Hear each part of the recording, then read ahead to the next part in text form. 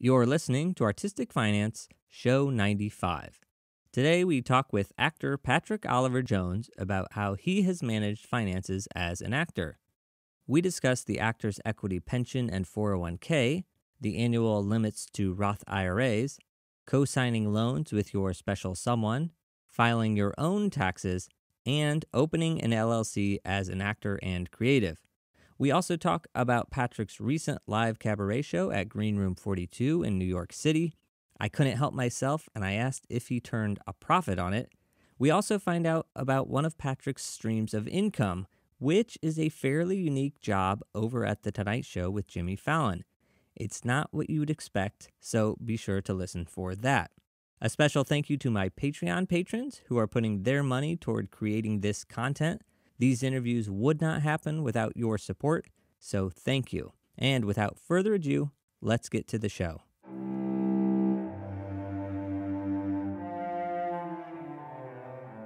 You're listening to Artistic Finance Podcast, where your host, Ethan Steimel, interviews successful artists, leaders, and investors to help educate and inspire artists to grow their wealth.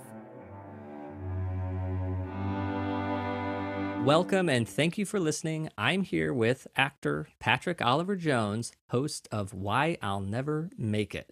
Now, we're recording this February 2nd, 2022, amid the COVID Omicron surge.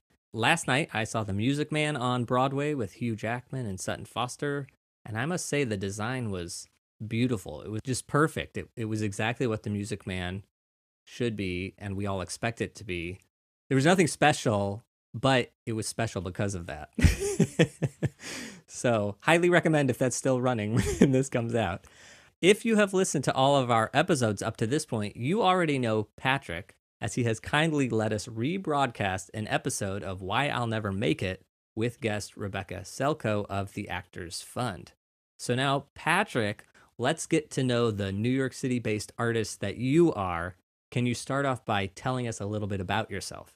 Yes. So my name, as you have so eloquently said, is Patrick Oliver Jones, and I came here to New York in 2008.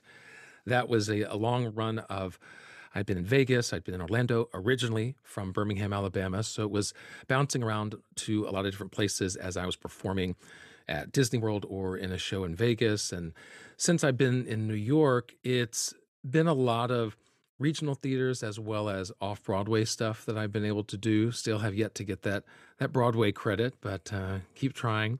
But I have done a couple of national tours, one of the Addams Family and one of the most recent Evita Revival. And as you can just hear from my background, I do love to travel a lot. I do love to go to different places. So national tours and that kind of thing, that just really fit into my wheelhouse as far as going places, visiting this. I love to find out what people eat in different locations and like what the local food is, whether we're in New Orleans or whether it's Nashville or whether it's out in Los Angeles or, wherever we are. I love to find out the local cuisine and hot places to eat. All right, now my favorite question here. Can you describe your demographics for us? Yes. So I am male. I am 48 years old. I am white. I'm currently married to a husband.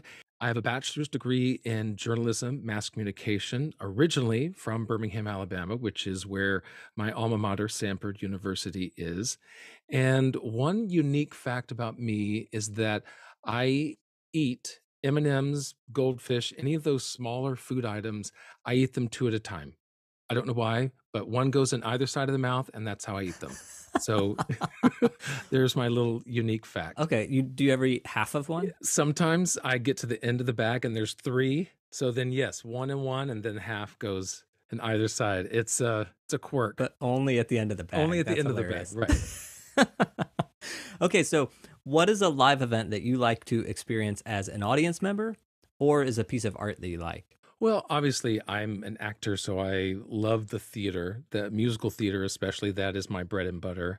So as far as certainly pre-pandemic, most of my entertainment fund went to spending it on shows, Broadway shows, off-Broadway, and the like, especially if it was seeing friends of mine or just the latest, biggest, hottest show that was in town.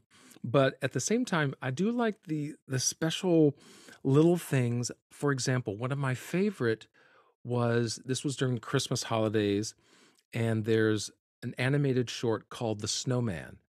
And it's like 20, 30 minutes, I think. And there's no lyric, there's no dialogue in it. It's just music, and that's what sets the mood as you go through the animated short. And the Metropolitan Museum took the score and brought in a boys choir and instrumentalist, and they did all of the music, and there's one boy soprano solo in the middle of it. They brought all of this, and that was live while the audience gets to watch the movie on the screen behind them. And so things like that are just something that I love to go to, where it's incorporating things that I love but presented in a different way. Wow, I love that. All right, now your financial personality. Are you good or bad with money? I would say that I am good with money, but I would also say that there was a time in my life where I was like just a stickler with that. Like I knew where every single penny was. And I will say over the last few years, I'm not as diligent. Like I more have a rough idea of where my money is and where it's going, but I'm not as down to the penny as I used to be. All right, so now let's go before your career to when you were growing up. Did you have a good financial example to learn from? I would say so overall that I did. I grew up with a single mother, so it was just her income really that we survived off of. And I remember that there was one time we didn't really talk about money that much, but I knew that I was well provided for. And I went to private school, K through 12. And I know that my mother, she worked in a hospital, so she was able to afford it. But at the same time, she did forego a lot of her own needs in order to make that happen for me.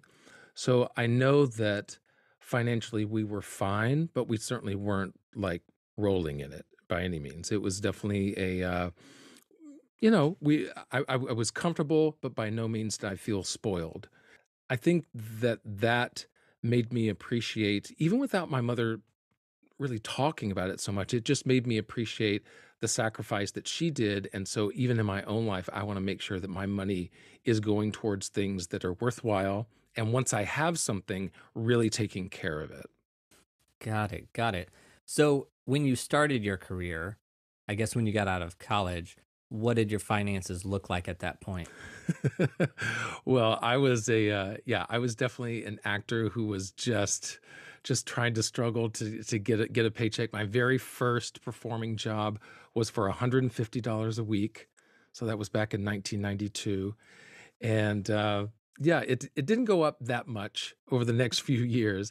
But once I graduated, then my very first year out of college, I know that I made $11,000 that year. So not a lot. If it wasn't for the fact that the theater was housing me, then I don't know that I would have been able to like go anywhere or do anything. So really it was, low pay, but they were taking care of housing. And really all I had to do was just kind of buy some groceries just to get me by, So I really just, every penny that I made was just to exist. And I didn't really get to save anything those first couple of years. Wow, that's incredible. 11,000. I hear what people made their first year, and granted that was a few years ago, but still 11,000. Well, yeah. I mean, because it was just, what was it? It was like 10 years ago, when it was all said and done, expenses and everything, like my taxable income was 9,000 for the year.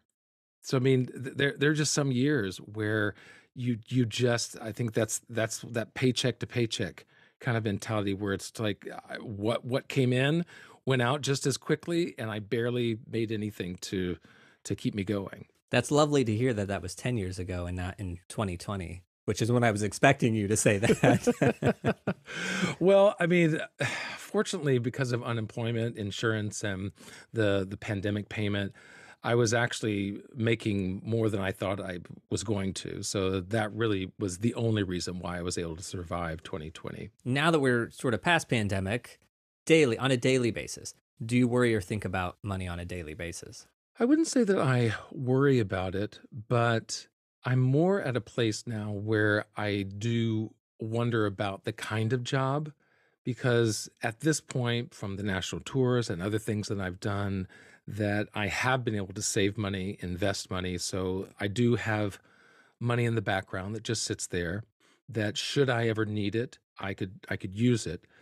So I don't worry so much about if being destitute or being thrown out of my apartment, but I do worry about, well, where is my job going to come from so that I don't have to touch those savings, so that I don't have to, start to deplete that. Because, if I just did nothing, that would last me maybe, a year or two. But at the same time, that's for if I ever get sick. That's for if I can no longer perform and I'm having to do something else. That's for the real emergencies rather than just, day-to-day living. So I mostly worry about the job more so than money per se at this point. Do you? I'm thinking of probably that $11,000 that you made the first year out. Right now, do you have any debts? The only debt that I have is a very interesting one. I do use credit cards, but fortunately, I'm able to pay them off every month. So the only debt that I have incurred right now is a student loan. However, it is not my loan. It is one that I co-signed 10 years ago. I was in a relationship and I co-signed for him. And there was the idea that we would be together, but then we didn't. But we are still together on that loan. So that is the only outstanding debt that I have. And if your audience has ever heard of Suze Orman, the financial guru that she is, one of her biggest, hugest, red light, never co-sign a loan for anyone. And I was a follower of hers. I listened to her. I tried to take her advice as best I could, but that was the one thing that I did not take. And it has fortunately not come back to bite me, as he has been very conscientious about paying it off and staying diligent with it. But should that time ever come, then I'm on the hook. Okay. I really want to ask what the amount is, but I won't. Oh, no, no, that's fine. That's fine. So the amount is $36,000 at this point. Yeah. So it's not huge, it's not that 150 that some people talk about, but it started out, I think, around 35, and he's been making payments, but because of interest, it's actually ticked up more than it's ticked down. One of our previous episodes with lighting designer Lap Chi Chu, that was his thing. He's like, I had the small loan, and I could have stretched it out to 30 years, but at some point I was like, whoa, I'm going to make more than double in interest, which is just painful. And his was really low. So it's like, even if it's $100 a month and I could do that for 30 years, why? Like, so he tackled it, sooner. Yeah. I was the same with my own student loan.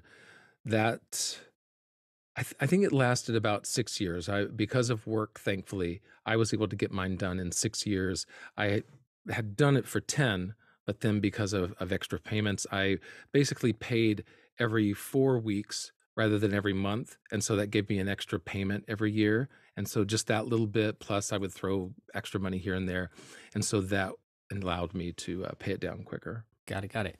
You alluded to keeping a budget earlier, maybe early on in your career, but throughout your career, have you used a budget? I would say that there are times, probably the last time that I really sat down to break down into a budget was maybe about 5 or 6 years ago. It was more just to get a sense of where I was than to dictate what I can and can't spend every month. I'm more or less, because now I'm in a place where I know that what I'm going to spend on is either towards something that is just for entertainment, or I'm going to eat out.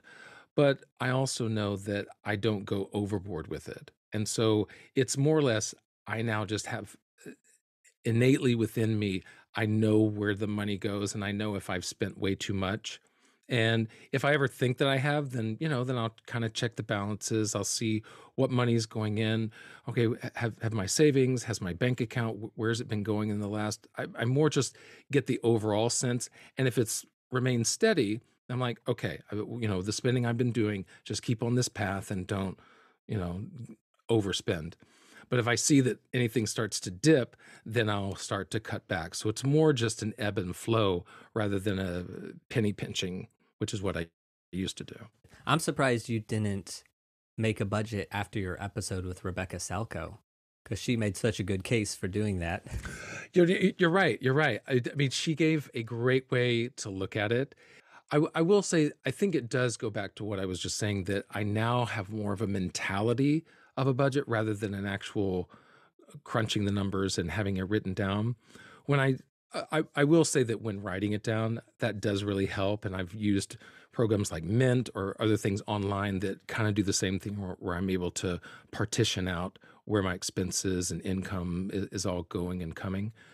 But at the same time, there's a part of me, I think that as I've gotten older, there's a trust in myself that I'm not just going to overspend. You know, I don't have like a gambling problem. I don't have these things where I just spend and needlessly. So I don't have any bad habits in that respect in my life.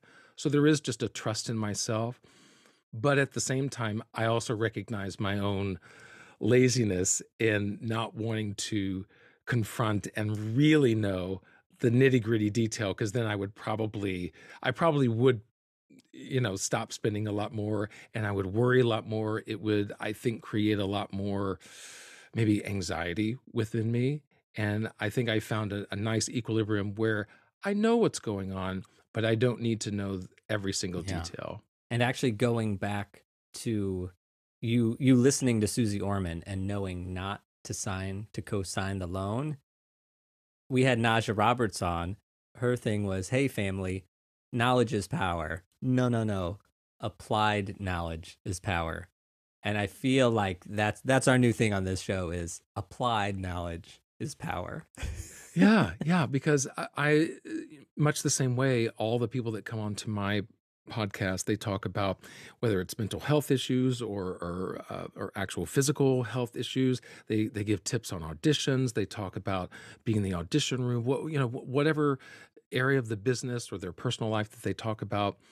That one of the common themes is nothing really changes. They don't really start toward that path of where they want to be, or success, or making it, whatever that means to them.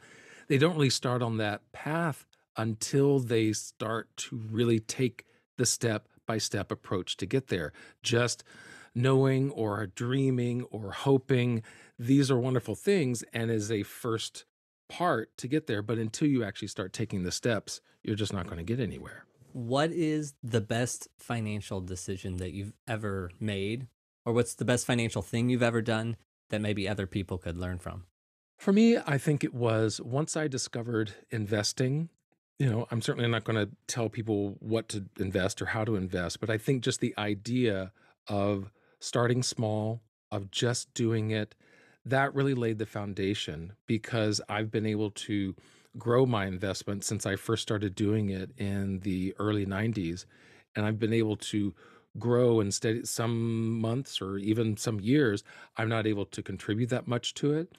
But when I do have an extra income coming in, then I'm able to put that money away. And the investments are really what have allowed me to have that nest egg that should I ever become incapacitated, I can't perform, I'm not finding any work, whatever that emergency is, that I do have that financial support underneath me that could handle that. So for me, that I would say is definitely my best financial decision, and just trusting that this money, it could go up, it could go down. That's the stock market, but just letting time do its work of letting that money grow. I love that. And that's a theme that comes up almost every single episode for us, is time. Start early, start now, start as soon as possible, and let time help you. All right, so this is a question from me to you as an actor. Currently, right now in your life, how do you find jobs, or how do you get work? Because I know obviously there's acting, but you said yourself you haven't gotten your Broadway show, so you're not acting all the time. How is that balance in your life? Well, in my time here in New York, it has been mostly from acting, thankfully. So I have been grateful for that. But there's down times, whether it's a few months or maybe even a year or more. The pandemic has certainly been one of those instances where the acting jobs just aren't as plentiful. And a few ways that I've made money, certainly claiming unemployment. I'd never done that until I moved to New York. So that was never a thing that even in that year that I made $11,000, I never did unemployment just because I never thought of it or considered it or thought that was for somebody else. That's not for me. Once I kind of got over whatever that mental hangup was, and going to the Actors Fund was actually part of that, because they had a financial course where they brought up unemployment, and they said unemployment isn't like welfare. It's not this assistance that says you failed in life. It just means that you're in between jobs. And I think that just that perspective was like, right, this doesn't mean that I failed. This doesn't mean that there's something wrong with me. It just means that I'm in a lull right now. There's the peaks, the ups and downs of our financial career. I'm just kind of on a downward slope, but it will go up again. So during this time, unemployment can help. And it's also something that employers have already paid into. So I'm really just getting money that employers are helping me bridge the gaps between unemployment. So that's been a really big thing that has helped me. But as far as getting other jobs, I've also worked for nonprofit organizations, whether it's office work, or I'm pretty good with audio and video editing, and that's one of my skills, being a mass communication broadcasting, since I had a broadcasting degree from college. And so I've been able to use some of those skills, and certainly being a podcaster now, I'm utilizing that audio skill on a regular basis. So I have been able to parlay some of my skills outside of acting into work. But most recently, I was surprised to find a job at The Tonight Show. And it was one, I'm sure most actors are familiar with Actors Access, which is just an online way to sign up, submit for auditions, and hopefully, get self-tapes or in-person auditions as they slowly come back. And for myself, one of those, they needed a stand-in for Jimmy Fallon. So I was like, okay, so I submitted, and I guess I have the right build, right kind of height. So maybe sometimes they need his hand to do something. So that's a stand-in job. Or they need an over-the-shoulder shot. So I would be just that shoulder. So random things like that. But then after the pandemic and they started to come back to the studio, they needed someone who was there to take part in the rehearsals, the technical rehearsals before each show taping. And so they brought me in for what was to be a couple of weeks, and other stand-ins were brought in. And then those couple of weeks turned into almost the full year of work in 2021 of being a stand-in, going in every day. So it's kind of random, the work. It's not what I want to do. It's not the theater. It's not musicals. It's not the performing I like, but it utilizes a different skill set of basically providing that energy in the room as if Jimmy was there, to then they can rehearse and really have the best setup for when he does show up for rehearsal and for the taping. All right. I know you're saying it's not what you want to do necessarily, but it's a paycheck. But I am just thrilled that we on Artistic Finance now have Jimmy Fallon stand-in. Like, I don't know, like we've had a variety of people on here. We've had CEOs, we've had, millionaires, probably some billionaires. I don't know. We've had all sorts, but we just got Jimmy Fallon stand-in. I love that. Well, I'm glad. You know what? I will say it is one of those things that getting to sit behind the desk for the first time was very surreal. It was very strange, but also like weirdly empowering, because it's like, oh, okay, well, I'm now at this level, okay. And so believe me, I feel very blessed and very grateful to have this opportunity, and I certainly get to talk to him every now and then. He knows who I am. We fist bump, so there is a certain excitement in that. But really, it still comes down to the same job of working with other stage managers, the crew, to make a show happen. And even though I'm not the one on the show doing it, there is still a vital service that I play. And I think realizing that I don't have to be the performer, I don't have to be the lead actor, that I can still be a part of a show and contribute to its success. That's one thing that I think that has made the job even more appreciative than I would have been otherwise. That's fantastic. All right, so that's a more recent job. What about your very first job? How did you get that? My first acting job in New York was, fortunately, it was the shortly after the summer that I came here. So that was the summer of 2008. I performed in the producers out in Gateway Playhouse, which is in Long Island. So this was about a year or so after the Broadway version had closed. And so it used a lot of the Broadway people from both the New York production as well as the touring production to be a part of this. So I was in the room with Broadway people, and this is just a couple of months after moving to New York. So it really made me feel like, oh, okay, all right, made the right decision. I'm working with good people. I'm certainly making more than $150 a week, so I was grateful for that. That's awesome. That's fantastic. Which job of yours has been most financially lucrative? I would say the one that was the most hopeful, because I worked for Disney Cruise Lines and they paid me very well, thankfully. But the one that I was really hopeful was going to be that Broadway debut was First Wives Club. We started rehearsal here in New York. We went to Chicago for the out of town tryout. And the goal was to leave Chicago and come to New York. This was in 2015. But unfortunately, something happened in the last couple of weeks.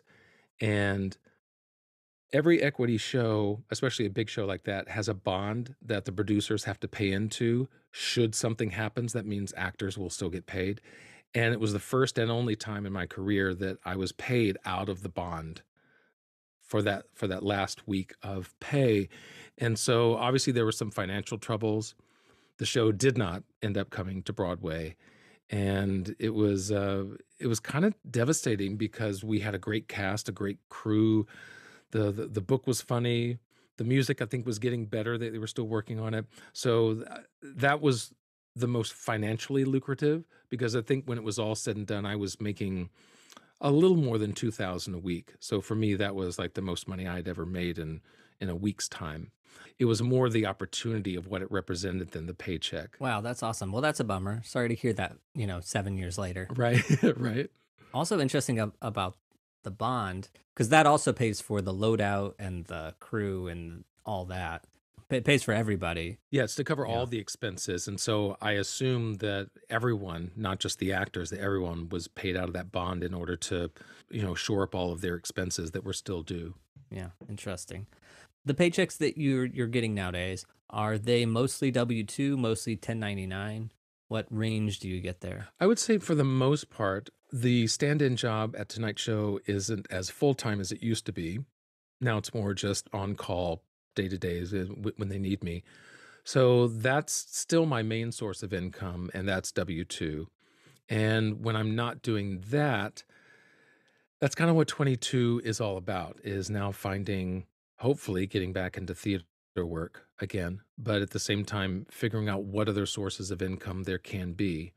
And that's kind of a process that I'm in right now. And I feel like that 1099 work will be coming more, because for the past, I would say 2 or 3 years, there hasn't been much 1099. It's mostly been, W-2 taxes taken out and all that. But I think with opportunities that could present themselves in the cabaret, the hosting market, that could be more independent contractor 1099 work. I got it. Yeah, there was also a push like for off-Broadway theaters before the shutdown, and there was they were pushing to put people on W-2 versus 1099. And I feel like that's also sort of gone away now, and people are just returning back to the 1099 thing. But do you pay quarterly taxes? No, I just pay that once a year tax day. That's what I do. Yeah. Got it. Okay. And do you file your own taxes? Yes. For the past few years, since being married, we've used TurboTax. We've been able to use that. It's just obviously that's a lot cheaper. But before that was doing the whole accountant thing. And in New York, that's like, $500 or $600 to do that. When I was living in Las Vegas, and actually I used that same accountant for years after I left Las Vegas, but when I was there, I found a tax guy, and he was only like maybe $190 for everything, and that was multiple states as well as the federal and Schedule C. So it was, I mean, it was a great deal for what it was, and it remained that same rate for the years after. So once he got out of the business, then I had to start looking for another accountant, which then became a lot more expensive. But I would say that since I've been in Orlando, I've always had an accountant. It's only been in the last couple of years or so that I've started to do it myself with a program like TurboTax. Okay, so now your retirement plan. Do you have one? Well, I have some retirement funds. I don't necessarily have a plan per se. Well, when I say plan, I guess, what are all the parts that make that up? Because you're in equity, so I assume you're going to get a pension or something from equity? Right. There is some pension that will come from that, and you have to work so many years in order to be what's called vested in that pension, and then you'll have access to it. So there is that. There's also the 401ks that through the national tours and through a couple other contracts that I've had that equity allows myself and or the producers to then pay into that 401k. So I have a little bit there. And are all those tours go into the same 401k? So it's just one 401k? Yeah, it's one 401k, and I manage as far as how I want the funds to be dispersed within the 401k and the different mutual funds that it goes into. And everybody can listen to episode 89 with Elena Sartor, where we go over how to pick funds for a 401k. Not that, Patrick, you need any help. You seem like you're totally in control. No, I still, like, just recently, since I started working again with the Tonight Show, money was coming in more regularly. So I was like, okay, I can get back into the investment and nest egg and putting money away. So I was researching the ETFs and mutual funds and ways to put my money away and where it would be best served. But and that's what I did for my IRA as well. It's kind of the same process of, well, where do you want the money to go? What kind of mutual funds and that diversified portfolio, as they call it, what do you want to look like? So I do have an IRA, and that's something I started, I want to say like maybe 10 years ago, 15 maybe. But it's that was definitely something that happened around the time I was moving to New York, and I knew that I needed one. And I think there's only been a couple of times since I've had it that I've maxed out the contribution, which was $5,500. I think it's close to $6,000 now, or 6,000. Yeah, it's one of those things where I'm rarely ever able to contribute that maximum. But just again, it's that little bit. I'm going to say something that's going to make you mad. Here we go. I just have to point it out because we're talking about it. You are allowed to contribute in 2022 $6,000 to an IRA. When you reach age 50, you're allowed to put an extra $1,000 in, so you could put $7,000 in as a way to sort of make up for lost time. Oh, okay. Patrick, I'm pointing that out because you mentioned you were 48. Because I'm close. So I just want to let you know in a couple years, you're going to be able to put in a little extra if you want. Yep. This is true. Make up for all those times I couldn't max it out. I'm so sorry to do that.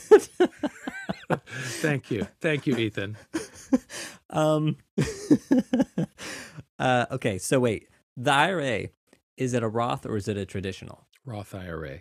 Oh, yes. Oh, you're speaking my language, baby. Oh, that's so good to hear. Really, it was around the time that Roth was getting popular that I got one. I don't know when the Roth was invented or when it started, but I know around the time that I was looking into an IRA, Roth was gaining steam. So, yeah. So as I was listening to traditional versus Roth just made so much more sense because I would rather know for certainty that when I retire, that my money is my money. I don't need to worry about taxes at that point. I'd rather just put the money in and let it sit there and not wonder, oh gosh, how much taxes am I going to have to pay when this comes out or when I'm 60 or 70 or when I start to withdraw?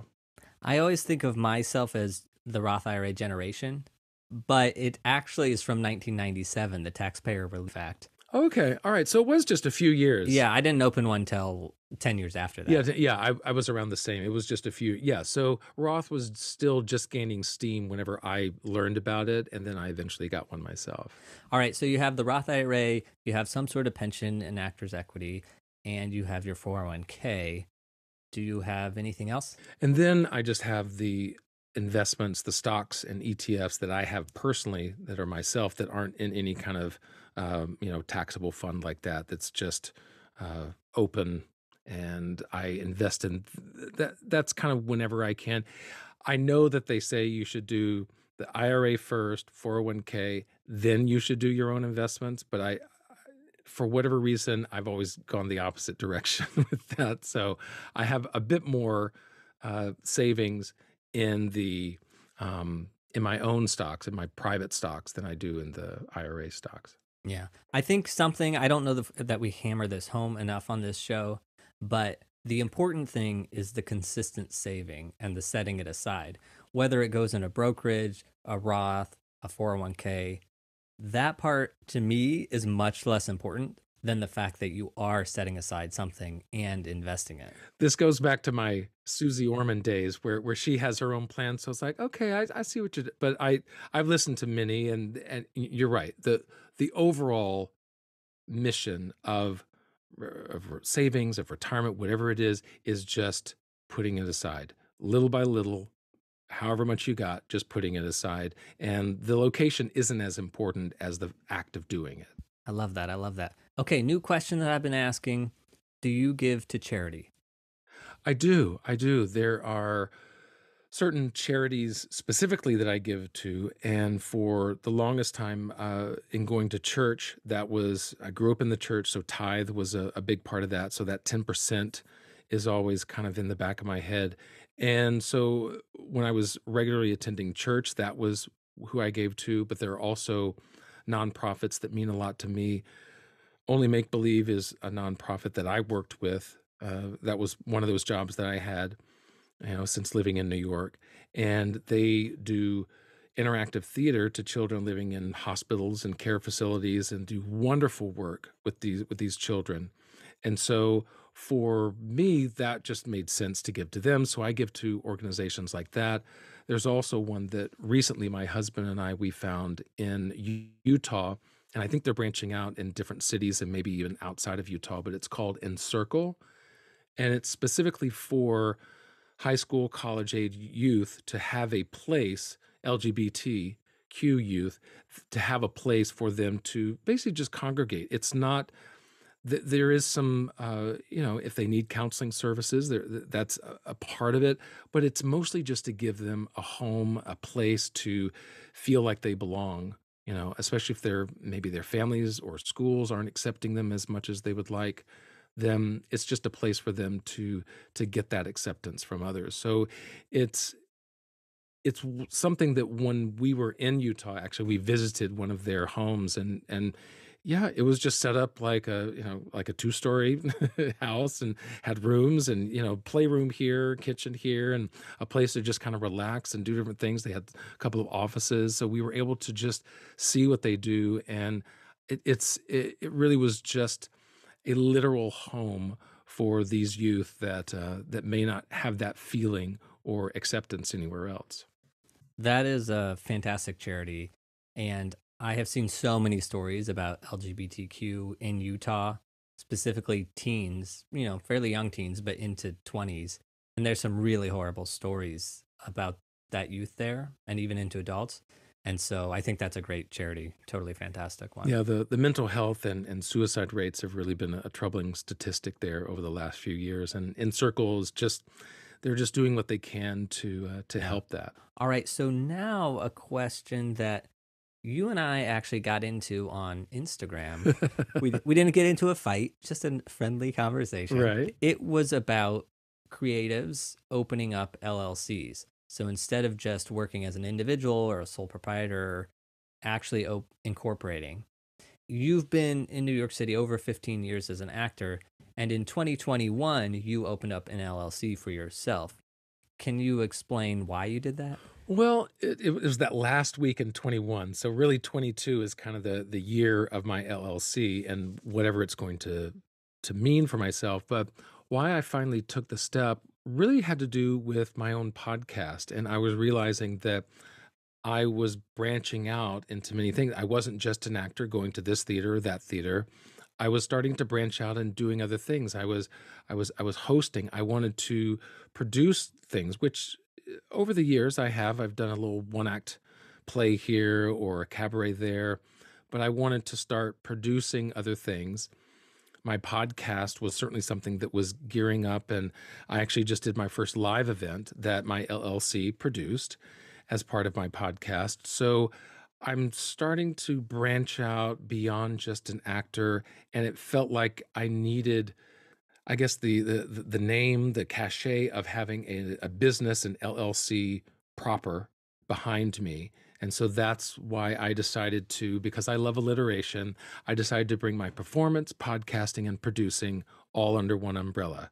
So that's when I came up with Why I'll Never Make It. That acronym is WINMI. So Win Me is what I have been calling it. So now I have Win Me Media LLC, and it just incorporates all of these 3 Ps that I have been doing. So you have benefited from the PPP, is what I'm hearing.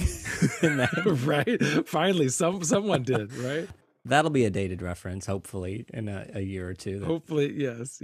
Okay, fantastic. So, and when you produced your cabaret, did you have to have like a checking account and you paid it out of that, or are you sort of just doing business as usual, except that you can get a paycheck in that LLC name? Well, in the research that I did find out that keeping finances separate is really kind of the biggest thing, because being a single member LLC, for tax purposes, it won't change a whole lot.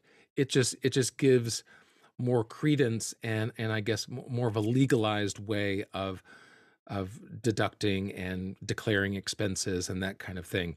So from a tax standpoint, it does help, and certainly obviously limits my liability. That's the whole point of LLCs. The finances were really the biggest thing that I had to separate. As far as business operation, I did want it to feel like I was running a business. So now my iPad, for example, only has my business emails and business stuff and apps that I would use for that.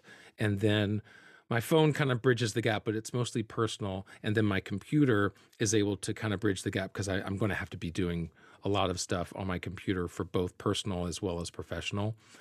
So I've at least tried to have certain areas where, at least mentally, I'm separating, this is what I'm doing personally versus this is what I'm doing business-wise. Doing that cabaret, which was at the Green Room 42 here in New York, that was my first time when I went to them and I said, can you please, because they come up with the whole contract and agreement, can you please put my LLC there? It was the first time that I used my LLC as the producer or the client of the Green Room. So that was, my first step in kind of establishing what this LLC is going to do. And I think going forward, it's starting to become a little more clear now that I have my own bank account specifically just for Win Me Media. Then I do put my own money into it. So at least it just kind of has some dollars in there that then I can spend. So I know that anything going in and out of that account is all going to be business stuff. Okay, and I just want to ask about this cabaret, because it's sort of like a live podcast episode for you. Your first one, did you make money? Not even close. No, I mean the biggest reason was it was my first. I'm not a great marketer, so I think getting people there and so that's something I'm still working on. But then it happened to be on the night that a huge snowstorm came through New York, and then Omicron was surging, and so no one wanted to go do anything. So it was kind of a to use the metaphor, a perfect storm of things happening that just kept people from being there for the event. But at the same time, I think that it did make some money, and so I think all in all, I think I was in the red about $200 or $300, which is not bad. Yeah, I that's a selfish question for me, because I have no intentions to do live episodes, but my interest has peaked just a little bit. So I'll see how you fare. And then it really just depends on the venue, really. And I think the Green Room is a good fit because my guest was not only able to talk and ask and answer questions, but then he was able to sing as well. So that added a different element that I don't have on my podcast normally. So for that venue, I think it really Yeah. worked. Because I'm not opposed to doing one, but like you, I'm not good at marketing, nor do I even want to ask people to go. So that's not very good if I'm not even willing to ask people to come. Yeah, that's not going to help So much. now let's wrap this up a little bit. So regarding finances, what advice would you give somebody that's starting their career now, or maybe that you wish you had known or done when you started out? I would say that the biggest thing that I've learned financially that any actor I think needs to do, and I think it works for any artist really, but actors specifically, especially since our paychecks come so sporadically and we never know where is that you have to, if you're going to do a budget or if you're going to save up money, you're basically budgeting and saving for when you're out of work. So it's great that you're making money. Say, say you get that job that pays you 1,000 a week or whatever it is, great, live that. But what I always do, as soon as there's above a certain threshold, I then start putting that money away, whether it's investments or an emergency fund just in a bank account.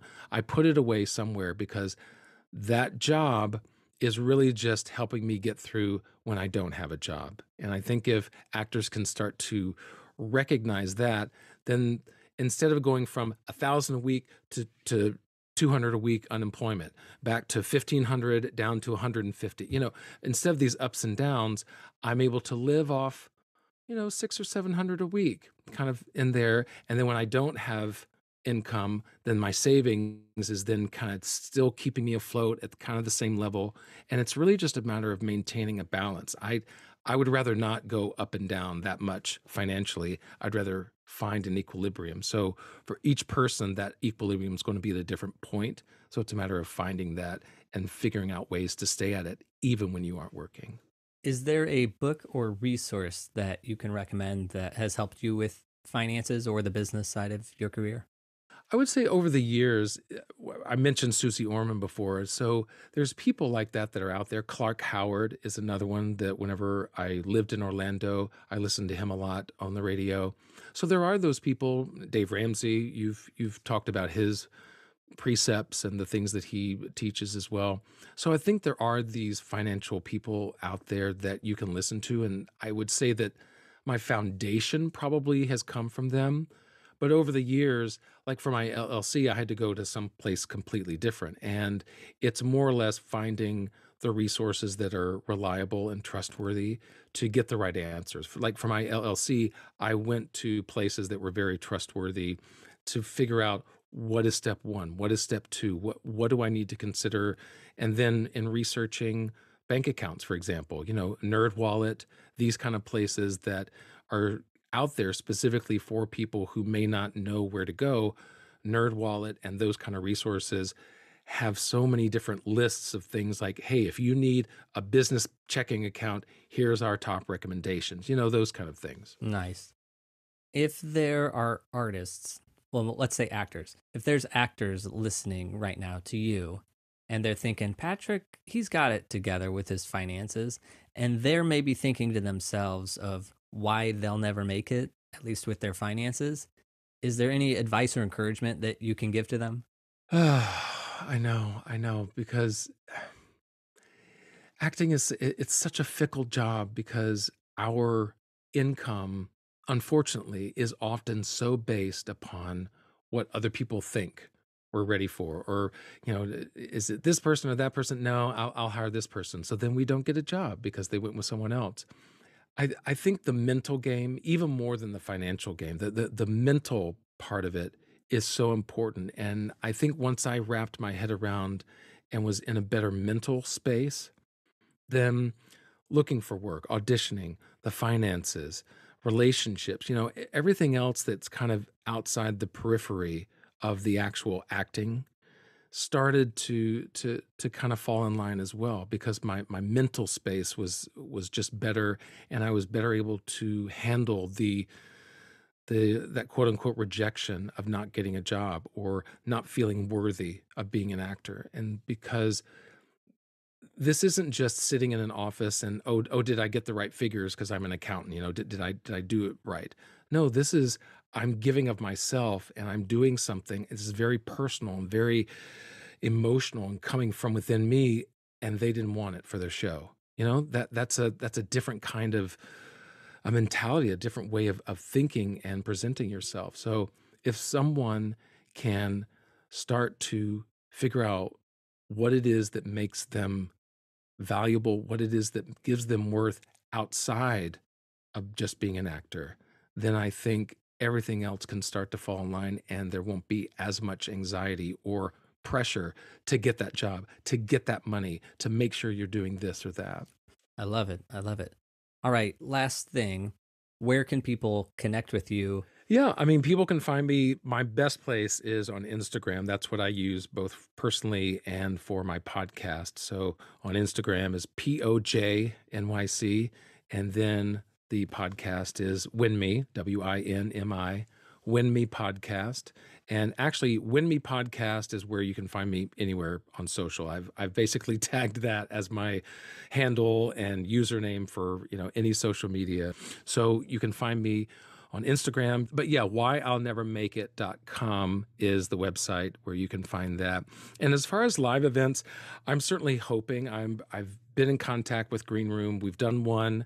They seem interested in doing more. So as I get guests who want to come and join me, then Green Room will definitely be the place. And the whyillnevermakeit.com will list those dates as they become available. Fantastic. All right, Patrick, thank you so much for your time. I really appreciate it. This has been a joy. You're very fun to talk to, and you've made me feel very at home talking about some difficult subjects.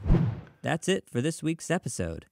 My takeaways are that stand-in job at Jimmy Fallon.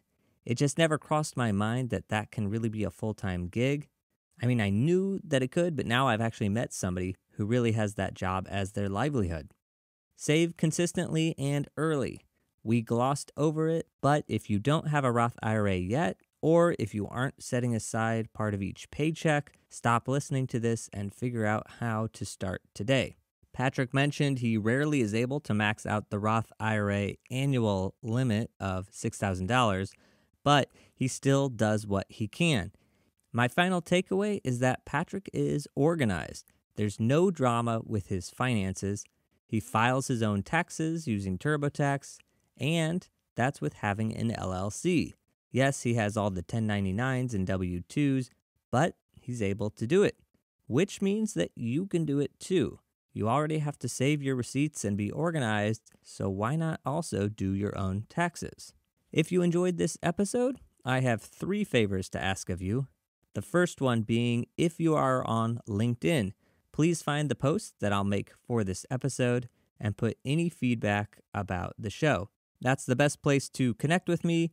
You can find me there by searching my name, Ethan Steimel. Now, the next favor is to consider becoming a patron of Artistic Finance on Patreon.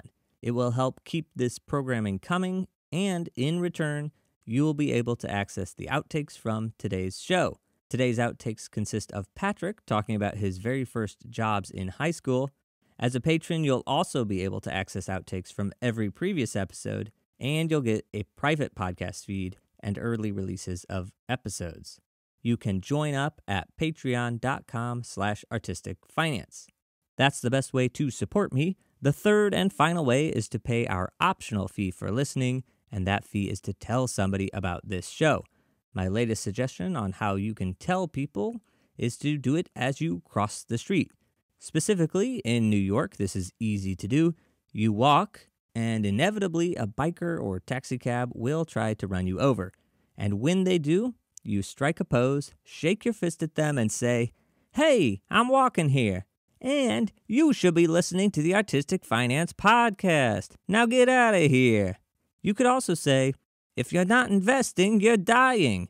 However and whenever you tell somebody about the show, thank you. That's it for today. Until next time, break a leg.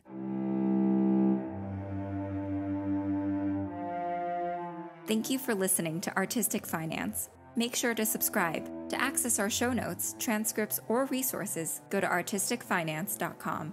This show is for entertainment purposes only. Before making any decision, consult a professional. This show is copyrighted by Artistic Finance. Written permission must be granted before syndication or rebroadcasting.